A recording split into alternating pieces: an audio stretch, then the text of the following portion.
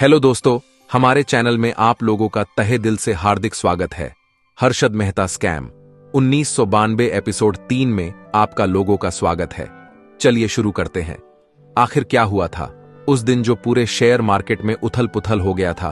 पत्तों का महल, घोटाले का विस्तार, बॉम्बे स्टॉक एक्सचेंज में हर्षद मेहता का प्रभुत्व लगातार बढ़ता जा रहा था। उसने अपनी योजना को और व्यापक और जोखिम भरा बना दिया था। वह अब केवल छोटे बैंकों और वित्तीय संस्थानों तक ही सीमित नहीं रहा, बल्कि देश के सबसे प्रमुख बैंकों को भी अपने जाल में फंसा लिया था। मेहता ने अपने संबंधों का लाभ उठाते हुए बड़े बैंकों के वरिष्ठ अधिकारियों को अपने साथ जोड़ लिया था। उन्हें अपने कारोबार में शामिल करके वह उनकी भागीदारी और सहयोग सुनिश्चित करता था। यह उसके लिए अत्यंत महत्वपूर्ण था, क्योंकि बड़े बैंकों का सहयोग उसके घोटाले को और व्यापक और गहरा बनाने में मदद करता था। मेहता की रणनीति काफी कुछ कागजी लेन देन पर आधारित थी। वह बैंकों से धन उधार लेता और उसे शेयर बाजार में निवेश करता, जिससे उसका शेयर पोर्टफोलियो लगातार बढ़ता जा रहा था। इस प्रक्रिया में वह मूल रूप से बैंकों के पैसे को अवैध रूप से शेयर बाजार में स्थानांतरित कर रहा था। उसने इस प्रक्रिया को रेडी फॉरवर्ड लेन देन के नाम से जाना जाने वाला एक कानूनी लूप होल का उपयोग करके किया।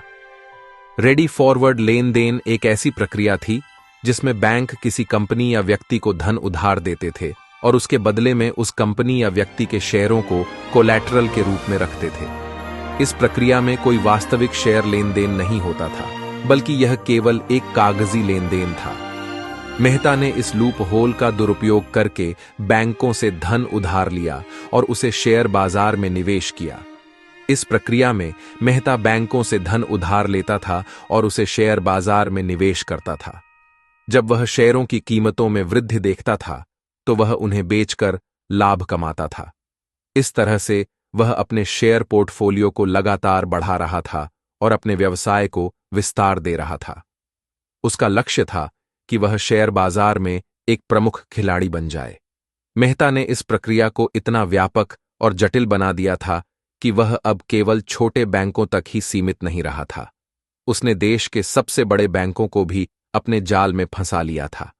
उसने अपने संबंधों का लाभ उठाते हुए बड़े बैंकों के वरिष्ठ अधिकारियों को भी अपने साथ जोड़ लिया था।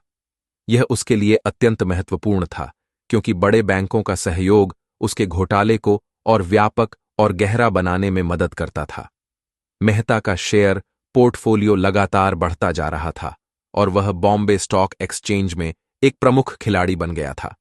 उसकी छवि एक सफल और प्रभावशाली स्टॉक ब्रोकर की बन गई थी।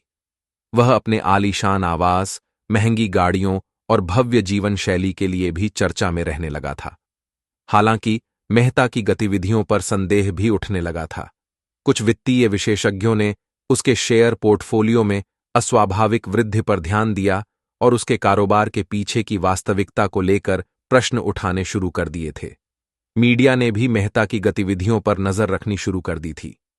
कुछ रिपोर्टर्स ने उसके शेयर लेन देन और बैंकों के साथ उसके संबंधों पर खोजबीन शुरू कर दी थी।